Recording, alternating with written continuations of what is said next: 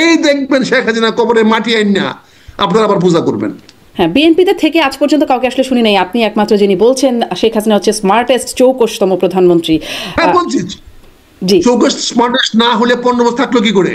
আর তো কেউ থাকতে পারে নাই। উনি যদি চৌকস স্মার্টেস্ট না হইতো তাহলে 15টা বছর কেমনে থাকলো? উনি যদি স্মার্টেস্ট না হইতো তাহলে উনি এখনো কেমনে বেঁচে আছেন? উনি যদি চৌকস এবং স্মার্টেস্ট না হইতো তাহলে এখনো তিনি রাষ্ট্রীয় সুযোগ সুবিধা কেমনে ভোগ করতেছেন? কাজে এগুলো তো উনি স্মার্টেস্ট বলি তো, উনি তো ওনার তো লোমটা আপনার সরি মানে ওনার ক্ষতি করতে পারেন নাই, উনি বেরিয়ে গেছে। এখন তো মামলা মোকদ্দমা হবেই, কত মামলা এগুলো রাজনীতিবিদদের মামলা খাই। শোনেন, 75 সনে আওয়ামী লীগের এমন কোন নেতা ছিল না জেলে যায় নাই। আওয়ামী লীগের প্রথম সারির নেতারা কেউ জেলে বাইরে ছিল না, সব জেলে গেছেন। এরকম 2, 4, 5 মাস, 6 মাস, 1 বছর, 2 বছর জেল খাটার অভ্যাস রাজনীতিবিদদের আছে। রাজনীতিবিদ খাটা দেশের মধ্যে খালেদা জিয়াও 7.5 বছর জেল খাটছে, এক নাগারে কাটছে, জেলে পড়ে রয়েছে। আপনারা একদিন জেলে খাটতে পাওয়া যাবে না, খুঁজে কানতে কানতে চলে যাবে। আমরা দেখছি না যে কি অবস্থা হয়। তো কাজেই রাজনীতিবিদরা এই সমস্ত 2, 3 বছর, 5 বছর জেলে গেছে না, ওই ফাঁসি দিয়া ফাললেও পরেও কোনো আসে যায় না। রাজনীতিবিদরা ওই ফাঁসির থেকে তার ছেলে দাঁড়ায় যাবো গা, তার মেয়ে দাঁড়ায় যাবো গা, দেখবেন তার গোষ্ঠীতে দাঁড়ায় যাবে গা, আবার তার পূজা করা শুরু করবেন। এই জনগণ আপনার তারপর পূজা করা শুরু করবেন। এই দেখবেন শেখ হাসিনা কবরে মাটি আইন না আপনারা আবার পূজা করবেন। এটা অতীত দেখছি আমরা।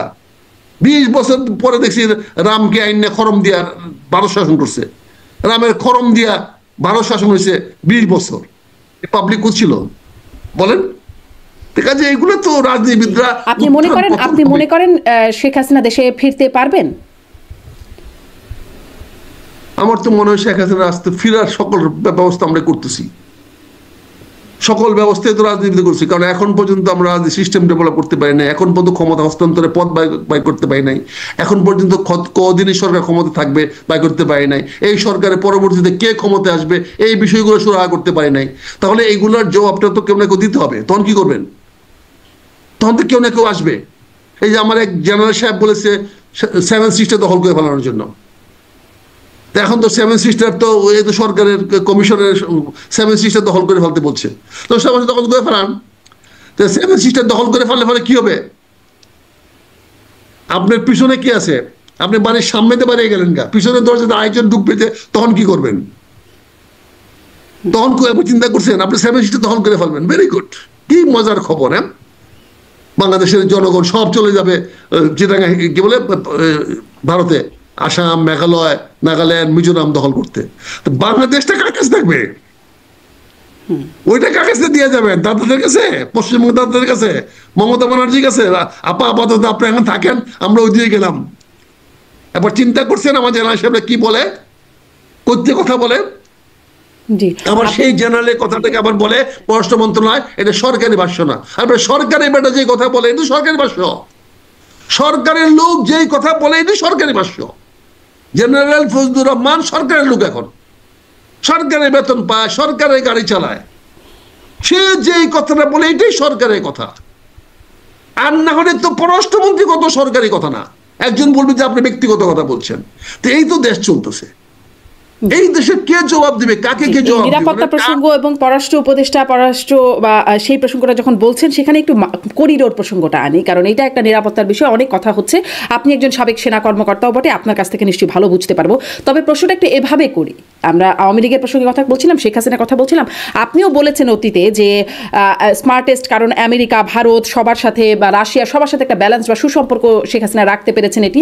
কিন্তু শেখ হাসিনা বারবার শেষের দিকে এসে বলেছেন যে আমেরিকা চায় না তিনি ক্ষমতায় থাকুক। ক্ষমতার পতন হবার পরেও তিনি বলেছেন আমেরিকা চায়নি বলে বা আমেরিকার কারণে তার পতন হয়েছে, এই অভিযোগটা তিনি করেছেন। এখন মানবিক করিডোর হচ্ছে বা বর্তমান অন্তর্বর্তী করিডোর দেওয়ার সিদ্ধান্ত জানাচ্ছে, তখন শেখ হাসিনা বা আওয়ামী লীগের ফেসবুক পেজ থেকে প্রচার করা হচ্ছে যে তার সেই আগের বক্তব্য যে তিনি বলছেন তার প্রধানমন্ত্রীতে সমস্যা হবে না যদি তিনি বাংলাদেশে কারো এয়ারবেস করতে দিয়ে, এটা তার বক্তব্য, কোট করে দিলাম। কোনো এক সাদা চামড়ার প্রস্তাব, এখনো সেই বক্তব্য আওয়ামী লীগ প্রচার করছে, কোনো এক সাদা চামড়ার প্রস্তাব। সাদা চামড়ার প্রস্তাবে শেখ হাসিনা মানেননি বলে তাকে ক্ষমতা ছাড়তে হয়েছে। ডক্টর ইউনূস ক্ষমতা দীর্ঘায়িত করতে চান বলে তিনি এই করিডোর দেওয়ার প্রস্তাবে রাজি হচ্ছেন, এমন বক্তব্য আওয়ামী লীগের শেখ হাসিনার একটা বক্তব্য তার পেজে শুনলাম আমি। এটার কি কোনো ভিত্তি আছে বলে আপনি মনে করেন? এটার সঙ্গে সেনাবাহিনীর কর্মকর্তার অভিজ্ঞতার কি মূল্য আছে? সেনাবাহিনী কি বুঝে যুদ্ধ হবে কি হবে না? সেনাবাহিনীকে যুদ্ধ করতে বলে যুদ্ধ করার ক্ষমতা আছে, যুদ্ধ হবে কি হবে না এটা সেনাবাহিনী কি বুঝে? সেনাবাহিনীকে কে যুদ্ধ লাগানোর বা না লাগানোর কি আছে? এটা রাজনীতির বিষয়। এটা রাজনীতিবিদরা চিন্তা করে দেখবে করিডোর দিলে হবে ভালো, না দিলে ভালো হবে। এখন সে রাজনীতি চিন্তা করে দেখবে। এখন যে প্রেক্ষাপটে যে করিডোর দেওয়া হচ্ছে, এটা আমি মনে করি সরকারের একটা অত্যন্ত ভালো সিদ্ধান্ত। কারণ আরাকান আর্মির দখলে এখন রাখাইন। তা আরাকান আর্মিকে যদি আমরা করিডোর দেই, তাহলে সেটা দিচ্ছি আরাকান আর্মিকে, মায়ানমারকে না, এটাকে ভারতকে দিচ্ছি না। কারণ আরাকান আর্মি যদি এখানে একটি আলাদা রাষ্ট্র প্রতিষ্ঠা করতে পারে, তাহলে আমাদের জন্য অনেক লাভ, অনেক বেনিফিটেড। আর আপনি জানেন যে 135টি উপজাতিকে স্বীকার না করেই তো কোফি আনান সাহেব এই রোহিঙ্গাদের কপালটা পুরাইছে। কারণ কোফি আনান সাহেব যে 135টি উপজাতি মায়ানমারে বাস করে স্বীকৃতি উনি দিয়ে আসছেন। কোফি আনান সাহেব 2017 সনে দিয়েছিলেন সেই রেঙ্গুন কনফারেন্সে, রেঙ্গুন মিটিংয়ে। তারপরের দিন থেকে শুরু হয়েছে রোহিঙ্গা নিধন। কারণ রোহিঙ্গাদেরকে জাতিসংঘ উপজাতির স্বীকৃতি দেয় নাই, তাদেরকে বাঙালি বলে তারা এখনো গণ্য করে। আরাকানিরা বাঙালি, চট্টগ্রামিয়ান। অনেকে বলে চট্টগ্রামবাসীরা আরাকানি, অনেকে বলে আরাকানিরা চট্টগ্রামবাসী, এবং এইটা নিয়ে কথাবার্তা হচ্ছে। এখন আরাকান আর্মি যেহেতু রোহিঙ্গা দখল করতে পেরেছে এবং তারা সবাই বুদ্ধ, আরাকান আর্মিতে কোনো মুসলমানও নাই, কোনো হিন্দুও নাই, তারা সবাই বুদ্ধ। এখন যদি এখানে একটা বৌদ্ধ রাষ্ট্র তৈরি হয়, আপনি জানেন যে মায়ানমার একটা সামরিক জান্তার সরকার, এখানে যদি গণতান্ত্রিক সরকার প্রতিষ্ঠা হয়, তাহলে বাণিজ্যিকভাবেও তো আমাদের লাভ হবে যদি আমরা আমাদের করিডোর ব্যবহার করতে দেই। আমরা ভারতীয় করিডোর দিয়েছি, তাহলে ওই আরাকান কিন্তু অসুবিধা কোথায়? কারণ আরাকান আমাদের একটা ভালো সিদ্ধান্ত বর্তমান সরকারের। কিন্তু বিএনপি মহাসচিব মির্জা ফখরুল ইসলাম আলমগীর তিনি বলছেন যে গাজায় পরিণত হওয়ার একটা শঙ্কার কথা বলছেন, এবং তিনি বলছেন আমরা গাজায় পরিণত হতে চাই না, আমরা আরেকটা যুদ্ধ চাই না। তার অবস্থানকে আপনি তাহলে কিভাবে মূল্যায়ন করবেন? উনি যে কথাটা বলছেন এটাকে ভুলভাবে ব্যাখ্যা করছেন। উনি বলতেছেন আপনি কারোর সঙ্গে আলোচনা না করে, অর্থাৎ গাজা কারোর সঙ্গে আলোচনা না করেই আক্রমণ করেছিল ইসরায়েলকে।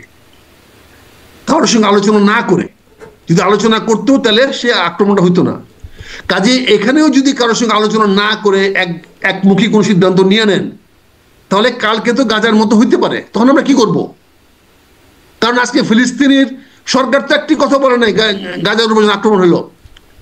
ফিলিস্তিনের যে সরকার ছিল সেই সরকার তো নীরব ছিল প্রথম দিকে। কেন নীরব ছিল? বিকজ গাজা যা করা হয়েছিল সেই কাজটা করেছিল গাজার সরকার। কারণ গাজা সরকার নিজে ফিলিস্তিনি সরকারকে মানে নাই, নির্বাচনে ফলাফল মানে নাই, তারা দুইটা সরকার গঠন করেছিল। তো এখানেও যদি একইভাবে কারোর সঙ্গে আলোচনা না করে, রাজনীতির সঙ্গে আলোচনা না করে সরকার একতরফা সিদ্ধান্ত নিয়ে নেয়, তাহলে কালকে যদি এখানে কোনো কিছু হয় তার দায় দায়িত্ব কে নেবে? উনি তো পরিষ্কার করে বলতে চাচ্ছেন যে এই সরকার তো স্থায়ী সরকার না। তার মানে আপনি বলছেন আলোচনা না করাটা, সমস্যাটা হবে দীর্ঘমেয়াদী। এখানে সমস্যাটা হবে দীর্ঘমেয়াদী। আপনি করিডোর দিলে দীর্ঘমেয়াদী হবে, না দিলেও দীর্ঘমেয়াদী হবে। কাজে এখানে সিদ্ধান্তটা সবাইকে নিয়ে আলোচনা করে দিতে, সমস্যাটা কোথায় ছিল এই কথাটাই জোরের সঙ্গে বলছে, যেটাকে আমি শতভাগ সমর্থন করি। এবং এই জন্য আমি বলছি যে করিডোর দেওয়াটা আমাদের সবার জন্য হবে ওয়াইজ ডিসিশন। সবাই আলোচনা করে যদি আমরা আরাকান আর্মিকে সেই করিডোর দেই, তাহলে করিডোরের দেওয়ার বিনিময়ে আমরা রোহিঙ্গাদেরকে উপজাতির স্বীকৃতি আদায় করে তাদেরকে আমরা মায়ানমারে, তাদেরকে আমরা রাখাইনে ফেরত পাঠাতে পারবো। কিন্তু হয়তো মায়ানমারে ফেরত পাঠাতে পারবো না। শর্তগুলো কেন প্রকাশ করা হচ্ছে না এটা বুঝতে পারছেন? শর্তগুলো কি? আমি তো শর্ত তো নাই তাই প্রকাশ করতেছে না। শর্ত থাকতে প্রকাশ করতে, মানে পররাষ্ট্র উপদেষ্টা বলেছেন শর্ত সাপেক্ষে। শর্ত সাপেক্ষে দিবে, সেটা শর্ত কি দিবে তারা কথা বললে না হবে। শর্ত এখন তো তার মনের কথা তখন বলবেন কি করে? তাদের শর্ত তো সে দেয় নাই। আর তারা লুকোচুরি খেলতেছে বিভিন্ন ভয়ে। কারণ এই যে পাছের লোকে কিছু বলে, এই চিন্তা যারা করে তারা জীবনে কোনো কাজ করতে পারে না। কে কি ভাবলো, কে কি বললো, এই চিন্তা নিয়ে যারা কাজ করে তারা কোনোদিন কোনো ভালো কাজ করতে পারে না। প্রতিটি মানুষের এই কাজ হয় সঠিক হবে, না হলে ভুল হবে। এর মাঝামাঝি কিছু এই সিদ্ধান্তটা একটা সঠিক সিদ্ধান্ত, করিডোর দেওয়ার সিদ্ধান্ত, যদি এটা নিয়ে অনেক বিতর্ক সঠিক আছে, সিদ্ধান্ত, সময়বুঝি সিদ্ধান্ত, না সঠিক সিদ্ধান্ত, সময় সিদ্ধান্ত এবং সুদূর প্রসারী সিদ্ধান্ত, এইটা যদি আমরা বাস্তবায়িত করতে পারি এবং আরাকানকে যদি আমরা কনভিন্স করতে পারি, তাহলে অতি সহজে আমরা রোহিঙ্গাদেরকে রাখাইনে ফেরত পাঠাতে পারবো। এবং রাখাইনকে ফেরত পাঠানোর শর্তে আমি মনে করি এটা ওয়াইজ ডিসিশন নেওয়া হয়েছে। এটি আসলে এটি নিয়ে অনেক বিতর্ক আছে, সেই দিকে আজকে আলোচনাটা যেতে চাই না। আপনার অবস্থানটা জনগণের কাছে পরিষ্কার হলো যে এই সিদ্ধান্তটাকে একটা সঠিক সময় উপযোগী সিদ্ধান্ত বলে আপনি মনে করছেন। একদম শেষ প্রশ্ন জনাব আখতারুজ্জামান, আপনার কি মনে হয় নির্বাচন কবে হবে? কবে হবে মানে কি, তারিখ, কোন সরকারের অধীন, এইটা পরিষ্কার বলতে পারি। নির্বাচন কবে হবে জানি না, তবে ডক্টর ইউনূসের সরকারের অধীনে কোনো নির্বাচন হবে না। কারণ ডক্টর ইউনূস এত বোকা না, উনি একটা নির্বাচন দিয়ে একটা বিশাল কন্ট্রোভার্সির জন্ম দিবেন। কারণ যে কোনো নির্বাচনেই একটি দল জয়লাভ করবে, আরেকটি দল পরাজিত হবে। যারা পরাজিত হবে তারা প্রথম যে কাজটি করবে সেটা সরকারকে অকথ্য ভাষায় গালাগালি করবে এবং সরকারকে আদালত নির্বাচন করে একটি দলকে জিতিয়ে দিয়েছে বলে অভিযোগ আনবে। কাজে ডক্টর ইউনূস এই কাজটা জীবনেও করবে না। নতুন সরকার আসবে, সেই সরকারের কাছে উনি ক্ষমতা হস্তান্তর করে চলে যাবেন। সেই সরকার আসতে পারে এবং সেটা কবে আসবে, কত তাড়াতাড়ি আসবে, সেটা নির্ভর করবে বাংলাদেশের মানুষের ভাগ্যের উপরে। জি, অনেক ধন্যবাদ। এটাও অবশ্য সামনে দেখার বিষয় যে কবে আসে সেই সরকার, আদৌ আসে কিনা, কেমন হয় সেই সরকার, অনেক প্রশ্ন আছে এর প্রেক্ষিতে। আরো অনেক ধন্যবাদ মেজর আখতারুজ্জামান। কিন্তু এছাড়া কোনো বিকল্প নাই আপা, এছাড়া কোনো বিকল্প নাই। কারণ ডক্টর ইউনূস নির্বাচন দিতে বাধ্য না, উনি নির্বাচন দেওয়ার জন্য আসেনও নাই এবং উনি নির্বাচন দিবেনও না। না দেওয়াটা কোনো অন্যায় হবে না, কারণ উনি নির্বাচন দেওয়ার কোনো ম্যান্ডেট বা কমিটমেন্ট ওনার ছিল না, এখনো নাই, আগামী তো থাকবে না।